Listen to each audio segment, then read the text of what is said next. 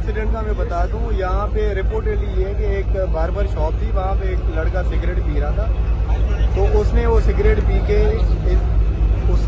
P के इस petrol shop पे फेंकी है, जिसकी वजह से आग लगी।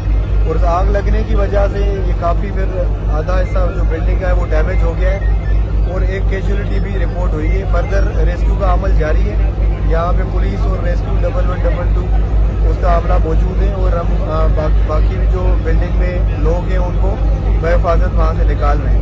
अच्छा, पुलिस के ने मुझे बता दें कि मोटरसाइकिल में पेट्रोल भरवाना आया, उससे शॉर्ट सर्किट हो गया, आग लगा। आप कह रहे हैं कौन सी चीज? अच्छा, इसमें मजीद मैंने ये कहा कि रिपोर्टेडली ये हुआ है, फर्दर इसके ऊपर हम तहकीकात कर रहे हैं। अच्छा, पुलिस का इसमें क्या किरदार है? क्योंकि बहुत से लोग ये भी इल्जाम लगा रहे हैं कि ये SHO की सरपरस्ती में चल रहा था, तो ऐसा ही है या नहीं?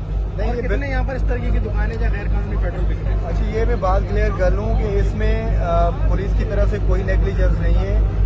ये 2-2.5 महीने पहले भी हमें ये रिपोर्ट हुआ था, उसके ऊपर हमने एक्शन लेके इसको बंद करवा दिया था। फिर इन्होंने कोर्ट से आर्डर लेके फिर वो स्टे लिया था, जिसमें कोर्ट ने क्लियरली ऑर्डर किया है कि police is not authorise to take cognizance of this matter, जबकि ये इशू है कंसर्न्ड असिस्टेंट कमिश्नर और जो डिप्टी कमिश्नर है डिस्ट्रिक्ट का, वो इसकी कॉग्निजेंस ले सकते हैं। अच्छा, इसमें रहने वाले अफराद जो है वो महफूज हैं? कोई एक कैजुअलिटी हुई है तो वो कौन है?